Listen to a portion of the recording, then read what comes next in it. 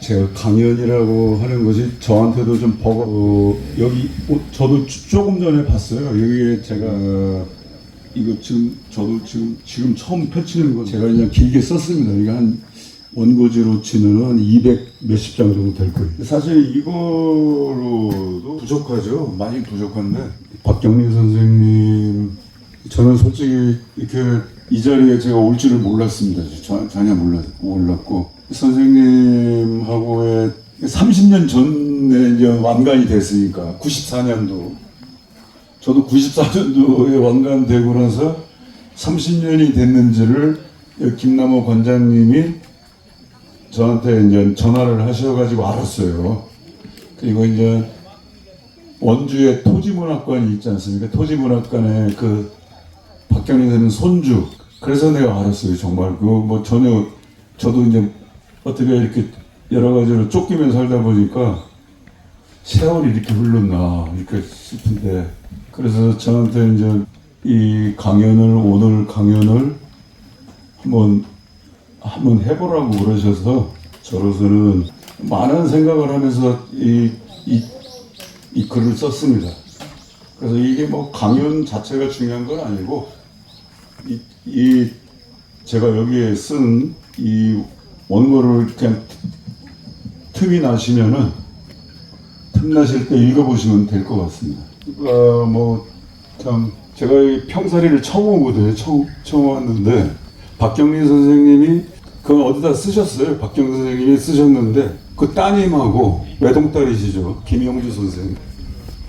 김영주 선생님하고 따님하고 당신 고향은 통영이죠. 통영. 이렇게 지나시면서 악양 들판을 보시고 60년대 후반인 것 같아요. 60년대 중반이든 후반이든 이 악양 들판을 보면서 토지를 구상했다는 거죠.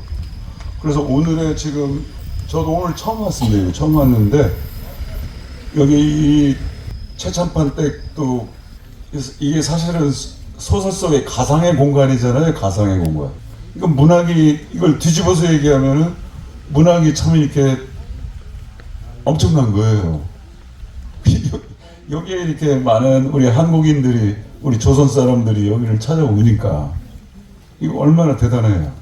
근데 이렇게 얘기하면은 이게 뻔한 얘기고, 이게 뻔한 얘기죠. 박경린 선생님의 제가 이제 저도 나이가 이제 많이 들었으니까 선생님을 생각할 때 무슨 생각이 많이 들었냐면은 약간 뜬금없는 소리입니다. 여기서는 또 종교적으로 시비 거실 분도 있는데 저는 단군을 생각했어요. 단군. 그러니까 단군이라는 인물 하면 또 여러분들 뭐 삼국유사를 생각하고 박경린 선생님 토지를 읽어보신 분들은 알겠지만은 거기에 참 놀라운 통찰이 있어요. 사실. 그 중에 하나가 헌화가예요. 헌화가. 그건 내가 알기로는 헌화가의 그 수로 부인한테 절벽에 있는 꽃을 갖다 바쳤다. 그거를 박경린 선생님이 쫙 쓰는 토지 2분과 3분에 나옵니다. 근데 그러한 해석과 통찰은 이제 신선사상이거든요. 신선사상. 우리가 신선사상 하면은 저 중국도 생각하고 그러는데 그게 아니라 풍류도 생각하면 돼요. 풍류. 우리가 풍류를 중시하잖아요. 우리 민족은.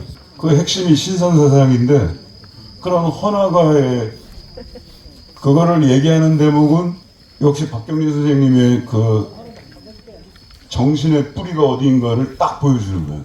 그래서 이건 참 선생님한테 뭐 다른 것보다도 고맙다라는 생각을 많이 갖는 거죠. 고맙다.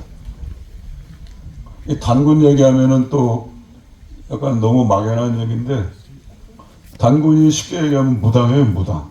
박경린 선생님 토지에 보면은 앞부분에 1969년도에 현대문학에서 연재한 거죠. 토지가.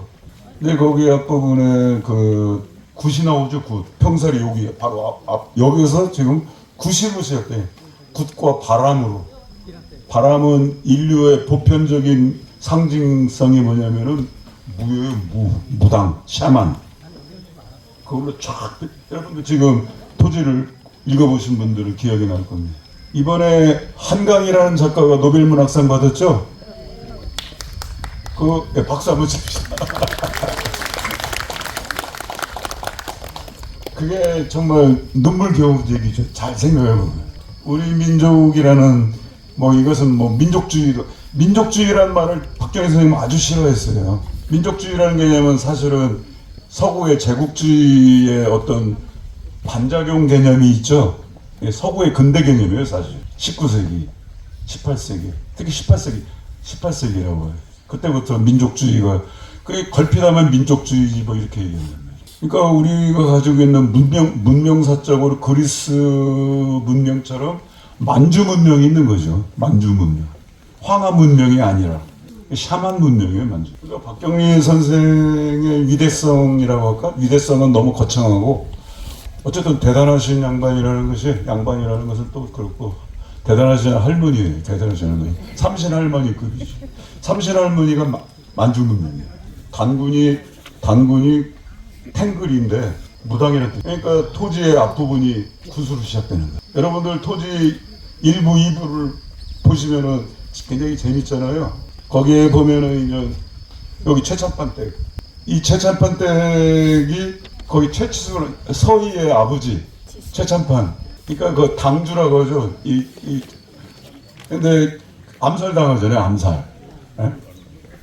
그 귀녀하고 제일 앞에 귀녀가 시작되죠. 귀녀하고 평산 나오고 몇 명이 나오죠. 그래서 음모에서 이제 죽고. 그런데 거기에 아까 저도 여기에 거의 초행입니다. 사실 초행인데 보니까 연곡사가 나오더라고요. 연곡사. 아까 아침에 이렇게 한번 돌아보니까 연곡사의 우관선사나 그 제자가 해관이죠. 해관. 그러니까 그게 이제 거기에서 이제 서희의 그 할머니가 누굽니까? 별당하시는 엄마고 윤씨부인. 윤씨부인이 일찍 죽은 남편 때문에 연곡사 가서 백일기도 들으면서 겁탈을 당하죠. 겁탈. 누구한테 그 전에 김계주라는 장군입니다. 그것은 이미 다 알려져 있다시피 동학혁명의 전봉준이 형으로 따랐던 사람이 김계남이에요. 김계남. 제가 여기에 다 써 있습니다. 지금 얘기는. 제가 여기 공부를 안 하는 사람인데 여기 오느라고 공부하느라고 죽는 줄 알았어요. 그러면 김계남은 누구냐? 거기 제가 이제 보시면 돼요. 제 얘기는 굳이 또 되풀이할 필요가 없어. 반복할 필요가 없으니까. 김계남 장군이 이 전봉준 장군도 참 훌륭하신 어른이지만은 굉장히 비난했거든요. 어려웠어요. 전봉준 장군이. 우리는 녹두장군이라고 녹두장군으로 알려져 있지만은 거기서 우리 민중들이 부르는 노래 속의 그 존재이고, 그래서 어렵고 그러니까 전봉준 장군이 녹두장군이 그 아랫 마을에 그 인근에 있는 김계남 장군을 찾아가는 거예요. 그래서 자기 아버지가 억울하게 그때 조병갑이 저수지 물세 받고 이렇게 가렴지고 횡포가 심하니까요. 그래서 이제 그거를 가지고 이제 한탄하고 이걸 도와달라고 간 게 김계남 장군입니다. 김계남 장군이 워낙에 그 백성들, 민중들한테 신뢰가 깊고 많은 사람이 따르니까 그 김계남 장군이 피체됐을 때, 잡혔을 때 서울까지 압송을 안 해. 도중에 죽여, 그냥. 도중에 그냥 참수를 해버려요. 그러니까 김계남 장군이, 그러니까 공초, 재판 기록이 없어요. 전봉준 선생은 기록이 남아있어요. 일제 놈들한테도 남아있고, 여기 남아있는데, 그게 이제 과연 온전하냐, 제대로 된 그 기록이냐 하는 문제가 이제 역사학계에 남아있는 거죠. 그러니까 이제 이것은 역사학적인 얘기이고, 그 문학적 상상력으로 본다면은 박경리 선생한테는 김계남 장군이 딱 기록이 없으니까. 별로 없으니까, 별로. 예? 그러니까 딱 이게 토지의 소재로는 탁 잡힌 거죠. 그러니까 당신이 자유롭다기보다는 박경리 선생님이 또 굉장히 고수세요. 아주 수준이 높아. 그러니까 이 드러내지를 않아. 이 고수들은 드러내지 않아요. 그러니까 고수들은 이걸 감추는 거예요. 예. 박경리 선생님이 김계남 장군을 김계주로 바꿔. 그리고 윤씨 부인을 겁탈하는 게 탁 토지가 시작되는 거예요. 무자비하다고 얘기해놓고선 뒤에 가면은 풀잎 하나도 다치게 하지 않았다. 박경리 선생님 토지 이렇게 나와요. 근데 이 말은 모순되잖아요. 무자비하다고 해놓고선 그게 문학이라. 그게 모순되지. 무자비하게 막 겁탈을 하고 막 이런 장군이 어떻게 풀잎 하나 다치지 않고 사라졌다? 이런 표현이 나온단 말이에요. 이거를 조금 이해를 해야지 문학에 대한 조금 더 우리가 생각을 깊이 할 수 있다는 것이죠. 그때 당시는 1897년에 시작되잖아요. 동학혁명, 그때는 동학난이라고 했지만 동학난이 실패로 끝난 3년 후에 한가위에 시작된 겁니다. 이 일대의 가상의 공간이지만 굿으로 시작돼요. 굿과 바람으로. 바람이라는 게 바람이 눈에 보이지 않는 거잖아요. 그러니까 박경리 선생은 내가 볼 때는 거의 귀신이라. 보이지 않는 것을 보느니까. 그렇지 않습니까? 아주 쉽게 얘기해요. 보이지 않는 걸 보면서 26년간 쫙 끌어오고 마지막이 뭐예요? 마지막도 평살에서 끝나죠. 아주 신실한, 정말 인간적으로 이 허접스러운 이 자본주의 사회의 많은 인간군상이 아니라 거기에 정말 신실한 인간을 세워서 1945년 광복되는 광복절날로 끝냅니다. 그러니까 이 말은 제가 이게 사실은 박경리 선생님 토지의 축제기도 하지만 한강이라는 노벨문학상을 받은 이게 잔칫날이잖아요. 그러니까 한강이라는 작가가 모르겠습니다. 많은 평론가들이 어떻게 평론을 주면 제가 평론을 할 때는 박경리 선생하고 닮은 게 있어요. 뭐 다른 건 거두절미하고 다른 게 닮았다는 게 아니라 딱 하나. 문학 작품도 생명으로 생각하는 거예요. 생명.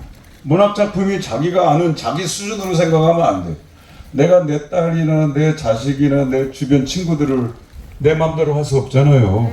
우리가 저 나무하고 여기 있는 풀 하나도 함부로 할 수 없잖아요. 우리 조선은 그런 오랜 생명사상이 있거든요. 박경리 선생은 그러니까 이번에 노벨문학상 수상자 중에 대표적인 것이 뭐냐면은 작별하지 않는다. 제주 4.3을 다룬 거거든요. 4.3 그 민중학살 사건을 다뤘는데 그 친구는 한강이라는 사람은 내가 보니까 그 작품 읽어보신 분 있는지 모르겠어요. 있는지 모르겠는데 제 딸이 봤습니다. 박수 좀 한번 쳐주십시오.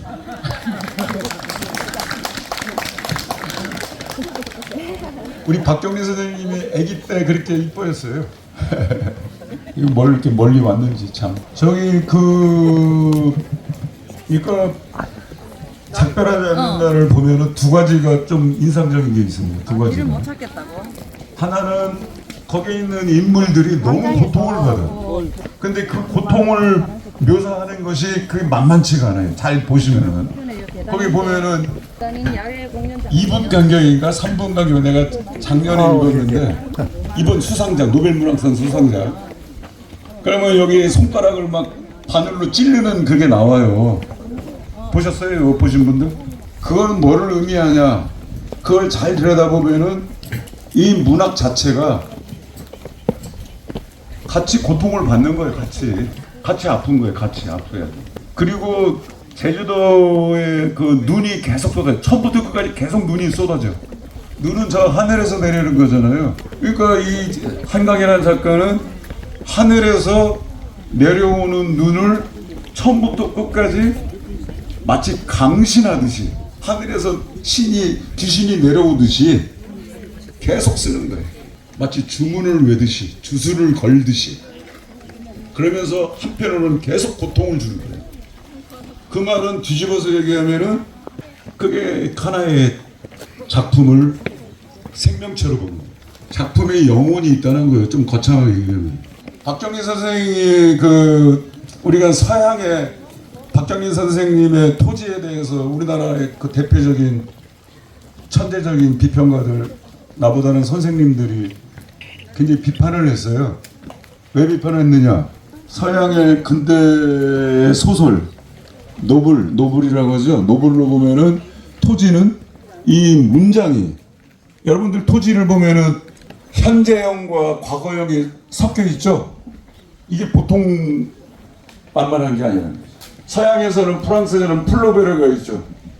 자연주의에 뭐 발자크도 있고, 그 사람들은 근대 소설 개념으로 하면은 뭐 이것도 여러 가지 설왕설래가 있습니다만은, 박정희 선생은 벽초 홍명희 선생의 그 문장하고 구조가 같아요. 잘 보시면. 그러니까 시간으로 놓고 본다면 소설은 어떤 사건이 벌어져서, 사건이라는 건 인물의 어떤 얽히고 설킨 관계로 인해서 사건이 끝나면 소설이 끝나죠. 그런데 박정희 선생님 토지의 마지막 보면은 그냥 만세하고 끝나는 거예요. 그 말은 이 삼라만상의 시간과 소설의 시간이 같이 통한다는 뜻이에요. 이게 아주 중요한 거고, 한강이 바로 그 원리를 자기식으로 통찰한 거지. 이 중국의 대문호가 루신이 있어요. 루신이 있는데, 뭐 내가 자세한 얘기는 뭐 그렇고, 루신이, 중국은 우리나라보다 더 여러분들 아시다시피 신해혁명이 청조가 무너지고 청나라가 무너지고, 루신이라는 인물이 과연 중국의 전통, 우리는 미식이라고 얘기하는데 그 무속을 어떻게 받느냐를 잘 우리가 살펴볼 필요가 있어요. 제가 보기에는 루신 선생이죠. 루신 선생은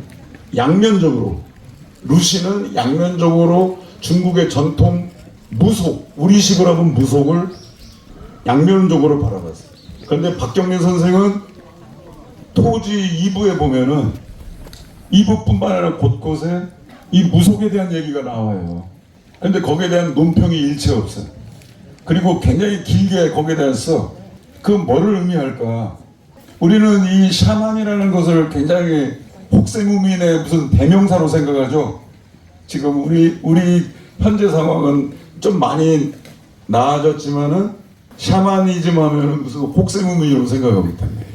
그러니까 이게 아까 선생님의 우주 만물의 시간과 공간이, 토지의 시간과 공간이 분리되어 있으면서도 둘이 아니다. 분리되어 있지 않다. 이걸 이해하는 게 중요해요. 그리고 저기 누굽니까? 이번에 한강도 사실은 그 맥락에서 바라봐야 돼요. 제가 보기 때는 한강은 현실의 고통과 이 소설의 고통이 별개가 아니라는 것을 얘기하고 싶었던 거예요. 박정희 선생님도 대하소설 토지와의 이 시공간이, 현실에 우리가 살고 있는 시공간이 둘이 아니다. 불이라고 하죠. 불이. 다르지 않다. 하는 것을 얘기하고 싶었던 거라. 제 해석은 그렇다. 1994년도 8월 15일 날이 광복절이잖아요. 그날 박정희 선생님 그 따님이신 김지아 시인의 부인이시죠. 나한테 이제 오늘 토지를 끝내신다고 하더라. 그래서 제가 이제 그래도 인사차 찾아간 거죠. 찾아갔어요. 원주에. 그랬더니 이제 그때 정오가 조금 되기 전이었는데 내가 도착해서 제가 굉장히 좋아하는 기자 한 명을 데리고 갔어요.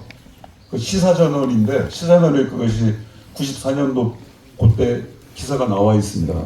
그 시인인데 어쨌든 그걸 내가 같이 갔어요. 둘이서 갔더니 선생님이 밖에서 그 마당에서 저는 기다리고 있었죠. 그랬더니 현관문이 확 열리면서 만세 그러더라고요. 그래서 나는 그게 이제 그날이 광복절이니까 만세, 그래서 그러신가 보다 하는 생각도 들면서 다 끝났다는 뜻이죠. 다 끝났다. 토지를 방침표를 찍었다. 그렇게 해서 이제 선생님 거기 이제 거실에서 이제 같이 차 한잔 하면서 선생님이 이제 담배를 많이 태우셨어요. 담배를 토지에도 담배 태우는 장면 많이 나와요. 여러분들 담배를 못 끊으셨어. 그런데 박경희 선생님이 그래서 나는 이제 기자 후배를 좀 도와준다는 생각으로 선생님 토지를 어떻게 끝냈어요? 내가 이렇게 여쭤봤더니 박경희 선생님이 담배를 딱 한 대 태우시면서 동학으로 끝냈어요. 그랬어요. 동학.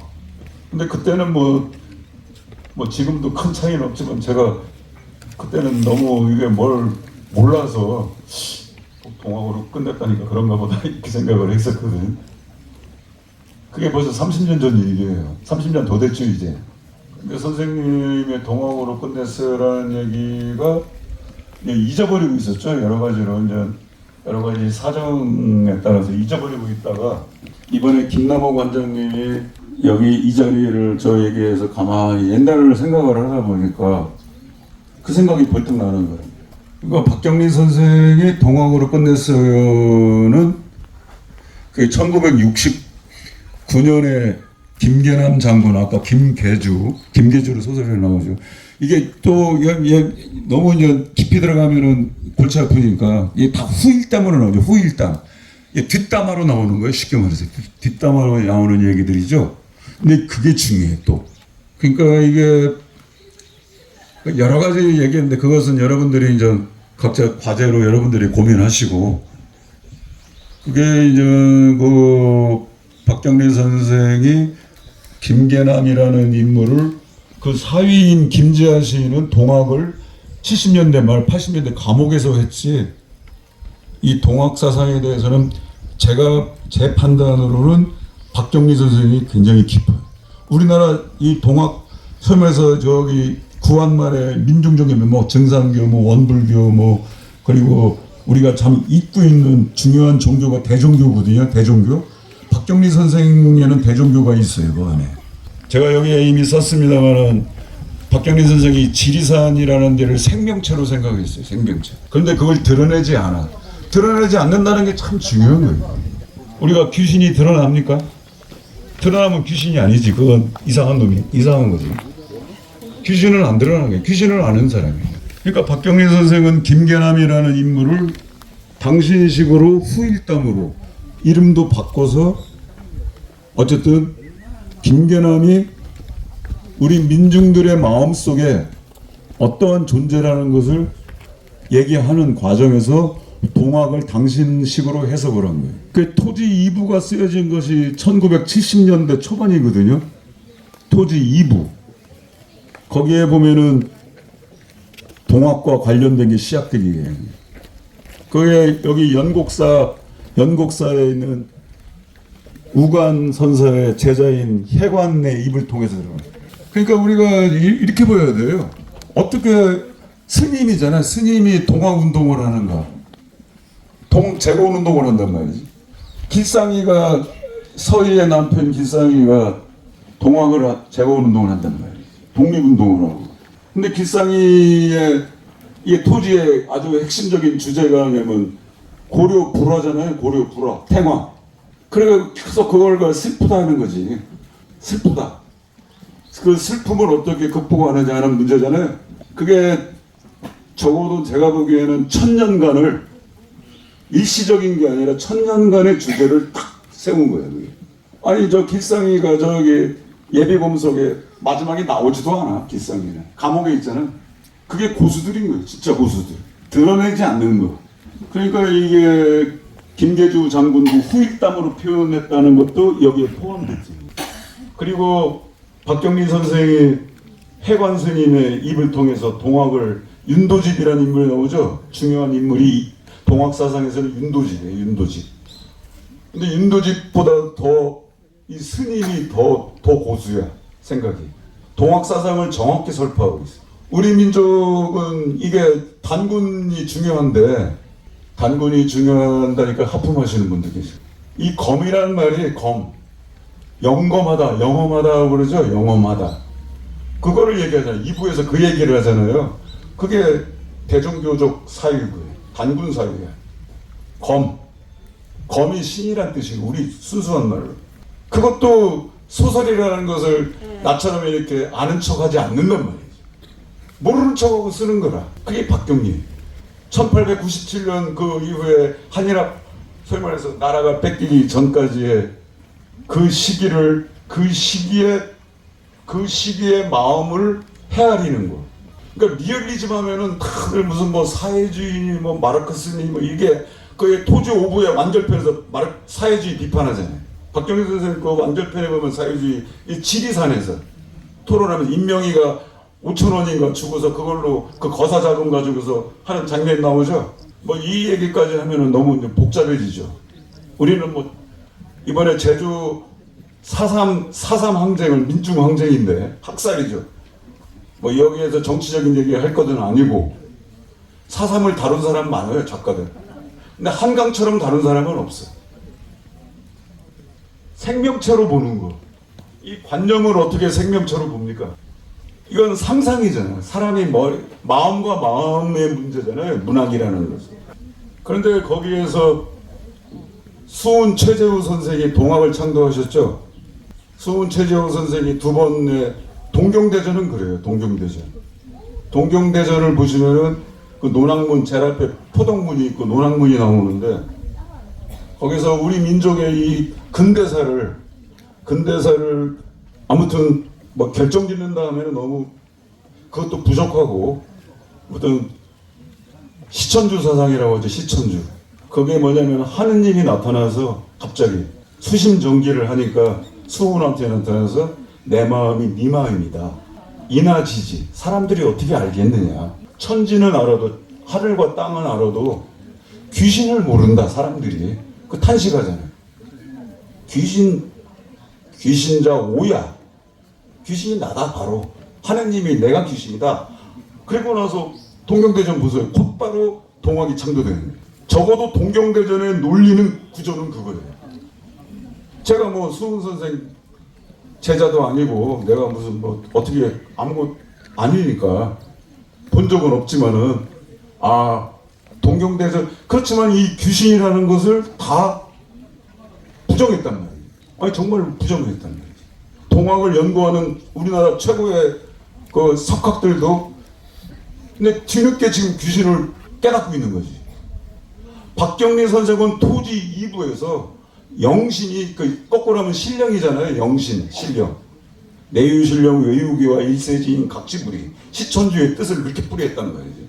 그걸 정확히 알고 있었단 말이야. 그 뿌리가 무엇이냐 이거야. 박경리 선생은 그래서 제일 앞에 무당과 굿을 부른 거라 이거지. 바람이라는 것은 독일이나 뭐 프랑스나 보다가 바람은 샤만의 상징이에요.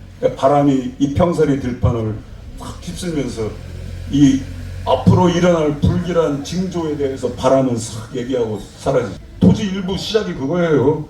그리고 하만떼기 평산의 아내죠. 하만떼기 남편이 곧 죽을 거니까 목매달아 살구나무에서 목매달아 죽으니까 거기 있는 사람들이 잠시 슬퍼하다가 저 목매달아 죽은 살구나무는 약물이다, 약이 된다 해가지고 다 배워가죠. 그거 한참 길게 나와. 그것도 그게 1969년 70년대 전후에서 쓴 거예요. 그러니까 우리나라 최고의 비평가들은 야 서양의 플로베르나 발자크에 비하면 이것은 너무나 유치하다 이렇게 얘기했단 말이지. 난장이가 써오는 자본공이 우리 자본주의 근대를 대표하는 대표작이라고 다들 그랬어요. 그러면 루시는 뭐야? 이게 말이 안 되는 거란 말이야. 그러니까 모든 기준이 모델이 서양인 거예요. 지금 박경리 선생은 그거랑 싸운 거란 말이죠. 그거랑 싸운 거란 말이야. 그러니까 소설은 하나의 사건이 끝이 소설이 아니라 사건이 끝나고도 시간은 이어진다는 것이 박경리 소설의 중요한 주제고 한강의 소설의 주제가 바로 그거. 고통은 고통스럽고 그것을 초월하려고 애도하고는 그거를 마음 아파건 간에 제주 4.3을 이건 사회주의적으로 때려부시한다 하는 것은 있을 수 있어. 충분히 있을 수 있어. 그렇지만은 한강은 그보다 더 높은 생각을 하고 있어요. 제가 이게 엉뚱한 얘기인 것 같습니다. 제가 학생들한테도 제가 그랬어요. 올해 노벨문학상은 한강이 될 것이다. 제가 발표하기 한 2시간 전까지도 그 얘기를 했어요. 왜 그러냐면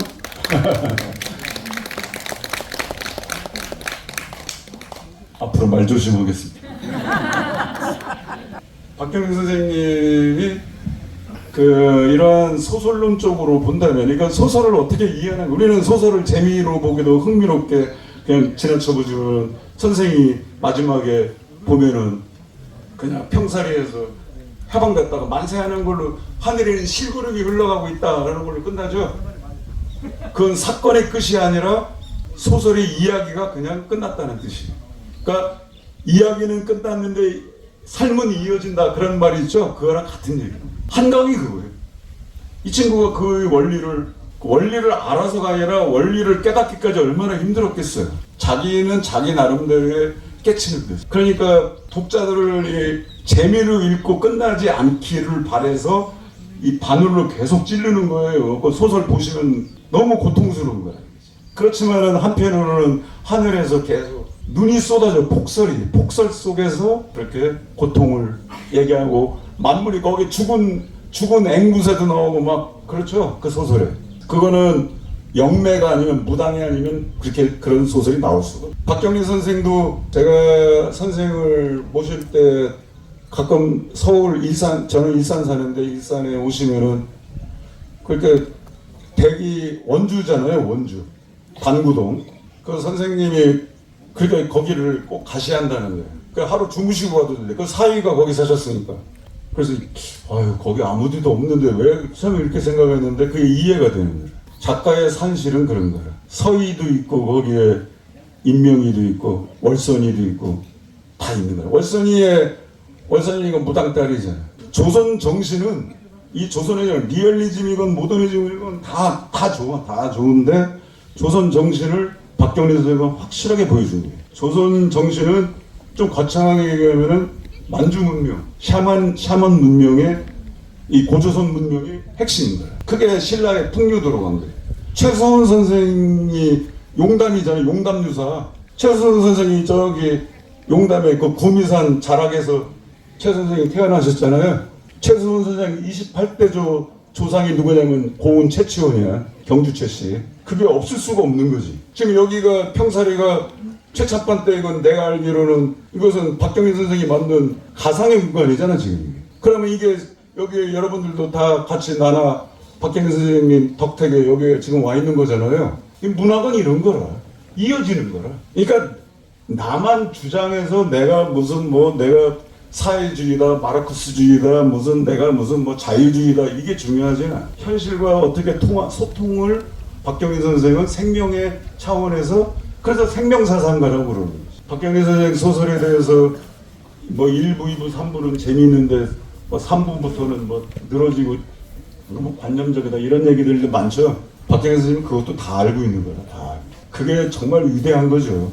그러니까 우리가 박경리 선생님이 저한테 1994년도 광복절날 동학으로 끝냈어요 라는 말씀은 사실은 많은 토지학회나 많은 학자들이 있고 토지 연구자들이 많이 나와서 이게 사실은 선생님의 토지에 대해서는 지난 69년도 토지가 쓰여지면서 굉장히 이제 많은 조명을 받았어요. 지난 50년 넘도록 많은 평론이 있고 박경리 선생에 대한 많은 얘기, 그러니까 우리 국민들이 전부 다 알죠. 그런데 어떻게 제가 오늘 이 자리에 오게 되고 이렇게 여기에 책자로 저도 오늘 받았습니다만은 이 토지에 동학으로 끝냈어요 라는 말이 가지고 있는 그게 마지막 원결편 5부부터 보셔도 돼.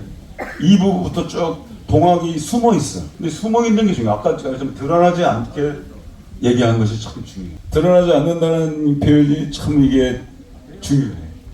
여러분들 우리가 영험하다고 그러죠. 저 사람 그러니까 영험하다는 게 영검하다라는 말로 하죠. 영험하다의 본뒷말이 영검이야. 그걸 박경리 선생은 영신이라고 그랬어요. 수훈 선생은 신령이라고 했고 삼국유사의 이련 스님은 그걸 가지고서 환웅이라고 한 거예요. 여러분 절에 가면은 대웅전이 있죠. 우리나라만 있는 거예요. 그거 중국에는 뒤늦게 대웅전이라고 일본은 그런 거 없어요. 대웅전이 한웅전이에요. 한이 크다는 거죠. 대웅전.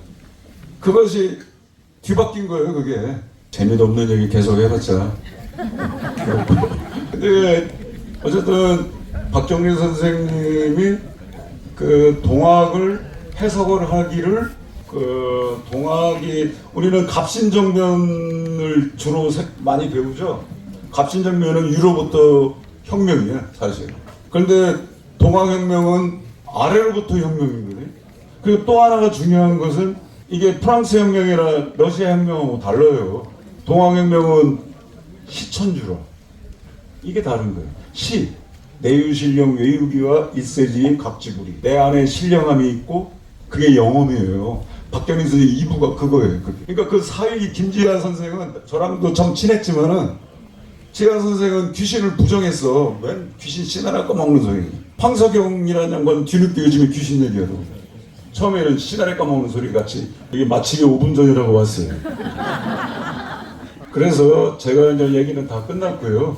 그런데 우리는 동학 농민혁명이라고 역사적으로 규정한 동학농민혁명을 우리는 이념으로, 근대적인 이념으로 또는 이론, 관념으로 생각을 하는데 박경리 선생은 그걸 문학적으로, 문학 소설이라는 걸로 새롭게 서양을 꼭 이렇게 뭐 의식해서가 아니라 일본 놈들은 완전히 서양 것을 따라갔잖아요. 일본은 정치적으로 모든 게 다 서양을 따라간 거예요. 지금도 그 폐해가 한국 문학에 그대로 남아있어요. 지금 이 순간도.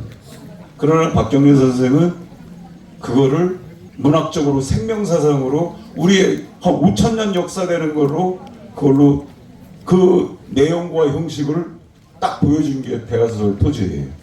그 후배인 한강이 그래서 노벨문학상을 받았어요. 아무튼 여기서 끝내라니까 더 이상 빨리 집에 가야 되겠어요. 고맙습니다. 네.